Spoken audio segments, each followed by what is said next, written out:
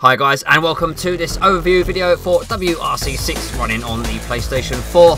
If you want to support what we do, we would appreciate a thumbs up, and if you want to keep up to date with all your favourite racing games, make sure you hit that subscribe button.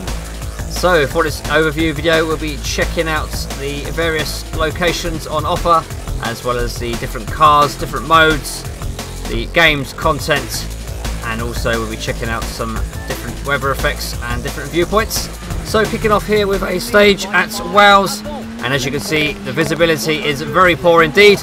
Now you'd be mistaken for thinking that I've selected foggy conditions, when in actual fact I haven't. It's basically just the rain conditions, and this, believe it or not, is taking place at noon, so very tricky conditions. I'm not sure if it's just exclusive to the Welsh environment, so it is very much a challenge to keep your car on the road, simply because you don't see enough in front of you. So from the very dreary Welsh rally stage to the very sunny Australia stage here, and we're driving the Hyundai i20 from the bumper cam, so you get a good look at the action here. So completely different to what we've just seen. Great visibility, nice sunlight effects, and also some decent shadows. So I haven't spent much time with WRC 6, but what I will say from what I've seen so far is that some stages run slightly better than others. There is a little bit of frame tearing here and there, and also a little bit of frame slowdown on some rallies, but certainly nothing as bad as what we saw at the launch of WRC 5. And of course, Killerton Games could well release future patches for the title, which could patch out these issues, much like we've seen in Assetto Corsa lately. So we're going to go back to the main menu just to check out what's on offer. So in the solo mode, you can set up a quick game. Welcome to the WRC. You can select any stage you want. The career mode, of course, is where the main focus is, and much like in WRC 5, you can set your name, your nationality, and also select your contract here at the start. So very much similar to what we've seen before.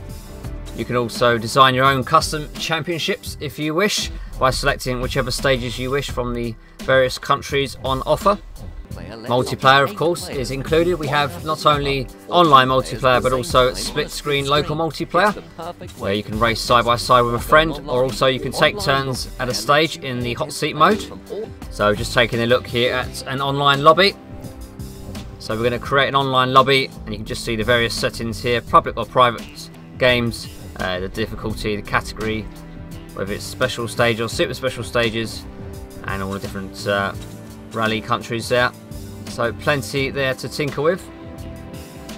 And of course there are the championships, which you can take part in every so often, which do update on a regular basis, and also the shakedown events. In this case here, the handbrake is disabled just to add a little bit extra challenge. Leaderboards, of course, are there, so every track in the game has a leaderboard. Now diving into the options, we can see the settings here. So you have different driving styles. You can have the custom setting, or amateur, semi-pro, pro, or simulation, and you can choose whether to have the starting assistance off or on, so you don't have a false start, as well as some other settings there. Co-driver settings, of course, as before, you can select whether the co-driver timing is ahead of the action or delayed, and you can also change the accessibility of the co-driver's calls. Now, if you go into the extras tab, you can find a statistics page, which gives you a nice detailed breakdown of your progress so far, including your favourite camera view, stage and rally, as well as your number of accomplishments, jumps, punctures, skids, you name it, it's here. So now, when you do start a stage, you will notice the competitor ahead of you. There he is, there he goes. Does start the rally before you, and then you pull up behind him. But I don't believe they're true staggered starts, because I don't believe that the car we've just seen pull off is actually on the stage ahead of us. But I could well be wrong, but I haven't come across any stranded rally cars on the side of the road, for example. But it would be nice to see, but I certainly don't expect to see it. I don't think it's actually in. So this is the Monte Carlo rally, driving the Junior WRC Citroen DS3, and this is an evening setting and cloudy weather. From the cockpit view, very basic looking cockpit view in this particular car. And the junior WRC cars certainly are a lot easier to handle than the WRC cars. They are much lower in power, of course, but that's not to say that they're not fun to drive, because they are. I had a blast here driving this DS3. I am actually using the controller for this video, as we now switch to some snow action in Sweden during a snowstorm, no less, and at night, just to make things even more tricky. So, when the headlights do hit the ice and the snow, it is a little bit on the bright side, but I imagine it's much like this when driving in real life. So, it's fairly heavy snow, but it certainly wasn't heavy enough to obscure my view too much. Although I will be testing this on the cockpit view just to see if it really does land on the windscreen and obscure the view massively. So we're going to test that out in a future video.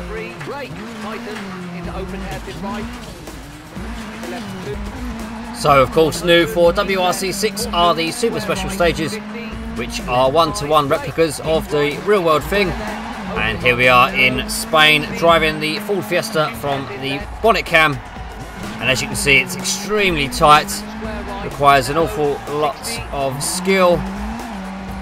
And look at that, look how tight that is through there. Absolutely incredible what these guys do in real life. Again, slightly getting it wrong there with the hairpin, but it is certainly something that you'll get better with practice. And you certainly will need to use that handbrake an awful lot to get the car around.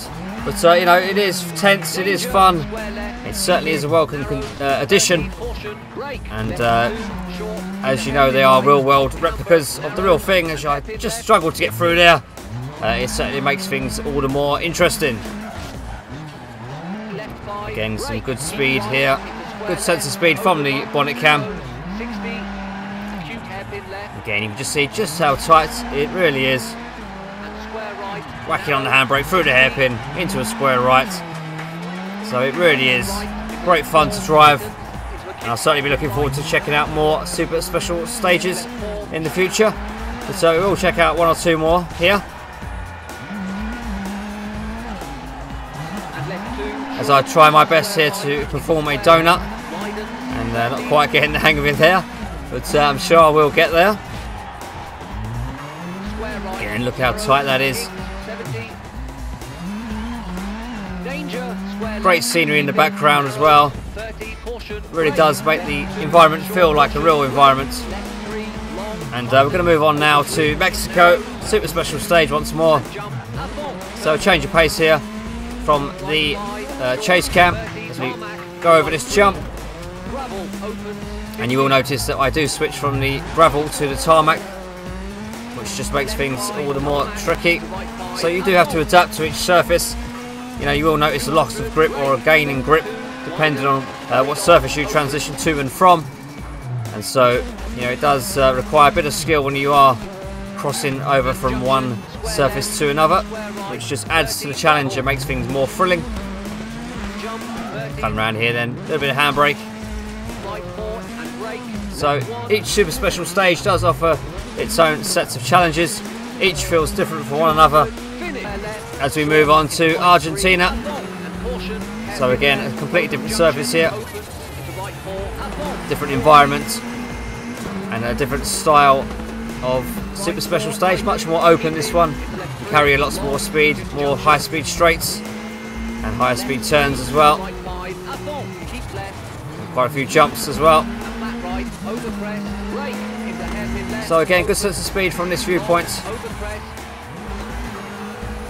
And of course, we'll be checking out all these special stages and super special stages in more detail in future videos. So do let us know in the comments which car and track combinations you would like to see, as we finally race here at Poland in yet another super special stage on board the Fabia.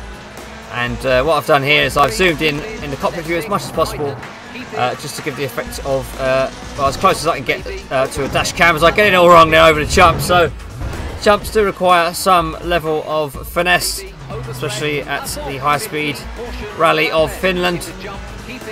But we're going to wrap things up here for the overview video of the PlayStation 4 version of WRC6. If you enjoyed the video, we would appreciate a thumbs up. And if you're not yet a subscriber, why not hit that subscribe button? So we've got plenty more WRC 6 footage to come. So do let us know in the comments what you'd like to see. And thanks for watching. Well, how do you like it? Makes me feel